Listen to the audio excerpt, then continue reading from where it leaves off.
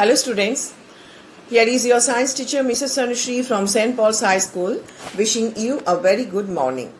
I hope all of you are fit and fine. Students, we have already started learning of chapter number 8, that is that our skeletal system and the skin. In the last session we discussed about the skeleton and the types of joints, that is the joints of the bones.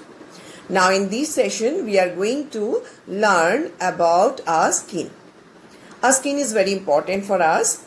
Skin is the largest organ in our body.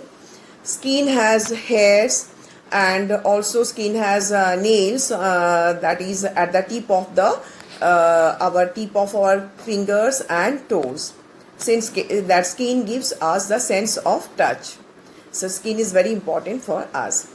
We'll see that what is the structure of skin. Human skin has two main layers. The outermost one is called epidermis. Epidermis has certain layers, different types of cells. And then below the epidermis, that is the dermis, the second layer, which is called dermis. And below that dermis, there is a network of nerve fibers and blood vessels. Below that network, there is a subcutaneous or hypodermis layer present. This subcutaneous layer has fats or adipose tissues, and this layer helps to control the normal or to maintain the normal body temperature. Okay, and you know that when we grow older, the fats which present beneath the skin reduces, and that wrinkles that on the skin we can see. It causes the wrinkles on the skin. Now that is all about the skin structure, and with the help of a video we will be more clear. Let's see the video. Our skin is the largest organ in our body. Skin is composed of mainly two layers, epidermis and dermis. Below the dermis there is also one more layer which is called subcutaneous layer or hypodermis. Epidermis, the topmost layer, protects the other layers from the outside environment. Epidermis contains cells which produce keratin. Keratin is waterproof and strengthens the skin. Epidermis contains cells which also produce melanin, the dark pigment which decides our skin color. Epidermis contains other cells which gives the sense of touch. After then, the last layer or the subcutaneous layer or the hypodermis is actually made up of fats or adipose tissues which controls the body temperature.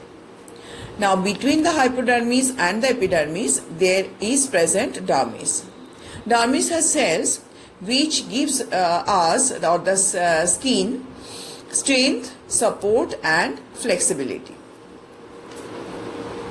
When we grow older, then the fats between the skin actually decreases, and that we get the wrinkles on our skin. Dermis has sensory receptors which can receive the stimulations from outside like pressure, pain, temperature, etc. It has blood vessels which provides the nutrition and also receives the excretory products. Dermis has sebaceous gland which produces oil, and this oil keeps the skin and the hair smooth and also protects from outside invaders like bacteria or other germs, and thus protects the skin. Students, now we will discuss about the function of the skin. Skin performs a lot of important functions in our body. First and most importantly, it protects all the internal parts of our body like our muscles, our bones and all the organ systems. Skin also helps in preserving the moisture in our body. Without skin, our body will become dry. Next, our skin can synthesize or produce vitamin D. Vitamin D, all of you know, it's very important for our bones. It makes our bones stronger. Then our skin protects us from heat and cold. Another one function is skin sweats or skin release sweats. and in this way it helps in regulating the body temperature. Also, skin functions as sensory organ of touch. So these are all the very important that functions our skin performs. Let's see with the help of a video these functions in details. Now we will discuss the functions of skin. Skin provides protection. It acts as a barrier from any kind of damage or injury. If we get cut in our body, the immune cells present in the epidermis defend our body or gives protection from any kind of infection. Melanocyte cells present in the epidermis produce melanin, and this melanin protects our body from any kind of harmful effect of ultraviolet rays of sun. Due to the exposure to direct sunlight for 10 to 15 minutes, our skin can synthesize vitamin D. This vitamin D helps in the absorption of calcium and phosphate. This calcium and phosphate actually a very important component of bones. That is why this vitamin D can strengthen our or make stronger our bone. When we run or when we do hard work, we used to sweat. What is sweat? Sweat is a combination of water, salt and one waste product, that is urea. Our body can also absorb so many things like oil, water, like this. It also, our skin also helps in that regulation of temperature, that when we feel cold, the blood vessels becomes narrow and this way conserve heat. And when we feel hot, the blood vessels actually increase in diameter and we lose more heat, and that is why we feel more comfortable.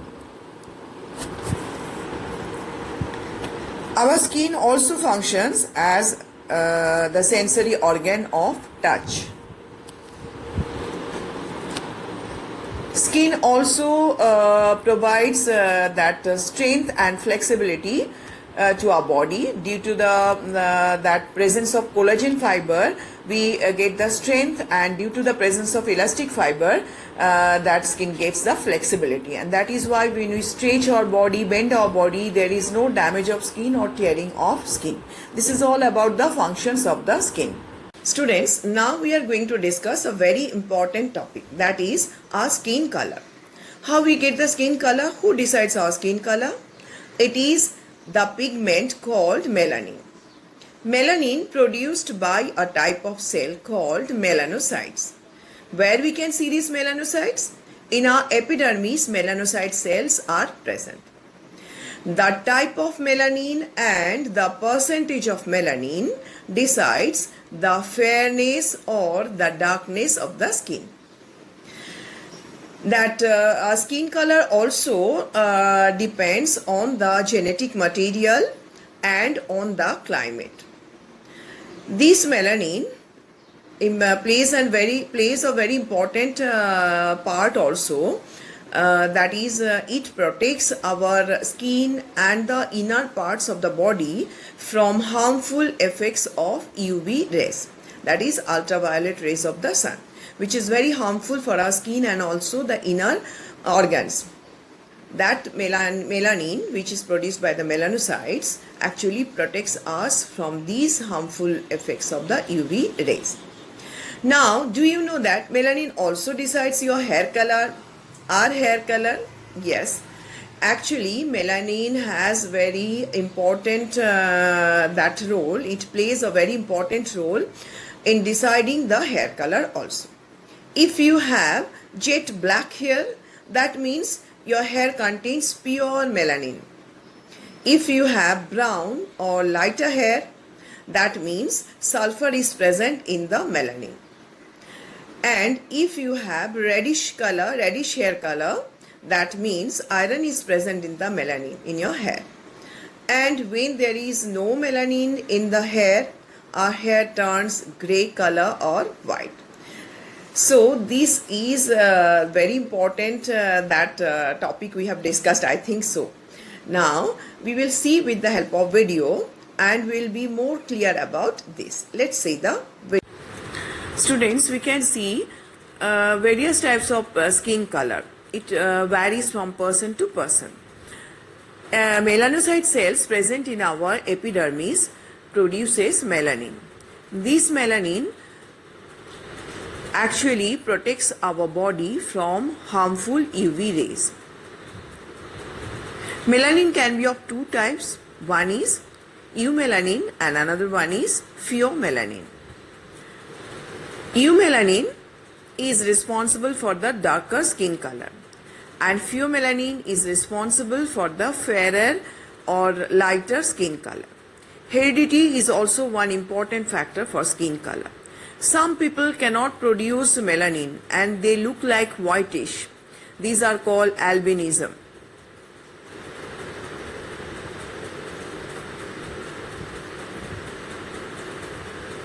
When our body gets exposed to the sunlight, it produces more melanin to protect our body from the harmful UV rays and our body becomes darker.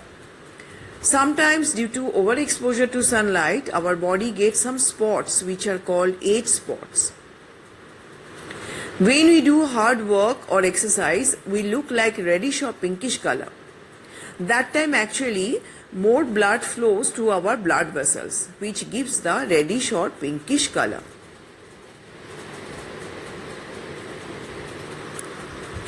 Sometimes we can see that freckles present in some person's face, which are actually it can cause due to the sunlight also or heredity also.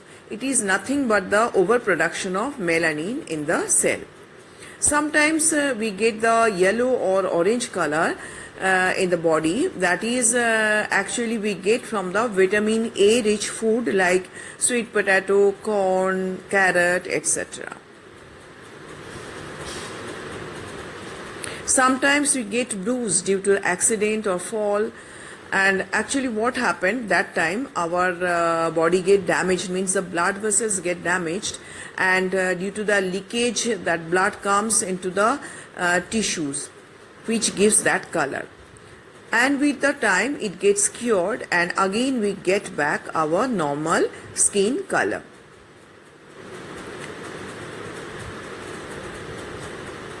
Sometimes we get inked, our body get inked, or we get tattoos. These tattoos are made with the help of a machine which puncture the skin and puts ink into the dermis layer. In the dermis layer, the ink gets stable and we get the desired that tattoo.